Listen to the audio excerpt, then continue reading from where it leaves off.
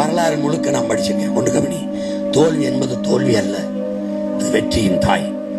தோல்வி சொல்லுது என்னை தொட்டு விட்டு போனவன் தோற்றதாக வரலாற்றில் செய்தில்லை.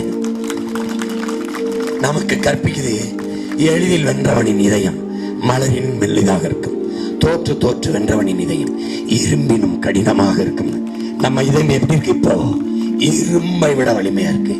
தோற்று தோற்று பெற்ற வெற்றியின் அருமை எளிதாக பெற்றவனுக்கு தெரியாது, எளிதாக பெற்றவனுக்கு தெரியாது.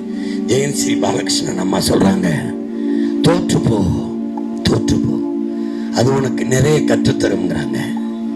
கற்றுத்தரும். நமக்கு தோல்வி கொடுத்த துணிவு எவ்வளவு பாரு, எவ்வளவு பாரு. போராட கத்து கொடுத்துருக்கு. வெயில்ல நிக்க, மலையில நனைய, பசி பரிசோட நடக்க எவ்வளவு வெறிய நமக்கு ஏற்படுத்திருக்கு. தந்தது தாய் யாரு? தோல்வி. தோல்வி புரியுதா?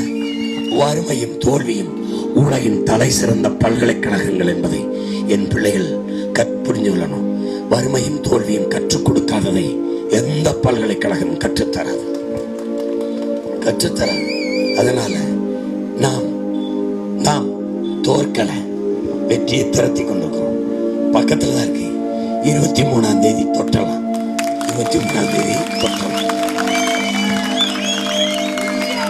நீ நம்பு, நீ நம்பு. நம் வெற்றியை நம் எதிரிகள் துரோகிகளால் தள்ளி போட முடியும், ஒருபோதும் தடுத்து விட முடியாது என்பதை நீ கவனத்தில் வச்சுக்க. நம்பிக்கையோடு நம்பிக்கையோடு நம்பிக்கையோடு உறுதியாரு. மாவீரன் சுபாஷ் சந்திர போஸ், உன்னை ஒருவனாலும் தோற்கடிக்க முடியாது உன் நம்பிக்கையில் நீ தோற்கிற வரை. நம்முடைய தலைவன் நல்லவர்களோட தோற்றதாக செய்தி உண்டு, நம்பிக்கை கொண்டவர்கள் தோற்றதாக வரலாற்றில் செய்தி இல்லை.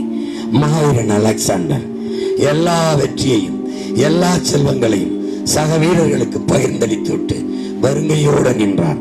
தோழர்கள் கேட்டார்கள், வீரர்கள், அலெக்ஸ் எல்லாத்தையும் எங்களுக்கு கொடுத்துட்ட, உனக்கென்று என்ன இருக்குன்னு ஓடினான். ஓடினான். தூரத்தில் நின்ற தன் குதிரை மீது ஏறினான். இடுப்பில் இருந்த உடைவாளை எடுத்து விண்ணை நோக்கி உயர்த்தினான். நம்பிக்கை இருக்கிறது என்றார். அதனால் கவலைப்படாமல் நாம் வெல்லுவோம். ஏன்? சத்தியம் நமக்கு சான்றாக இருக்கிறது, வரலாறு நமக்கு வழிகாட்டுகிறது. அதனால நம்ம சத்தியமா வெல்லுவோம். நம்பிக்கையாரு. யாருகிட்ட வாக்கு கேட்கிற? நம்ம ஆத்தால பண்ணிட்ட. யாருகிட்ட? நம்ம அண்ணன் தம்பிக்கிட்ட. வந்தவன் போனவன் எல்லாம் வாக்கு செலுத்த வெல்ல வைத்த நம் தாய் தந்தையர் பெற்ற பிள்ளைகளை கைவிட்டு விடுவார்களா? நம்பிக்கையோடு, நம்பிக்கையோடு.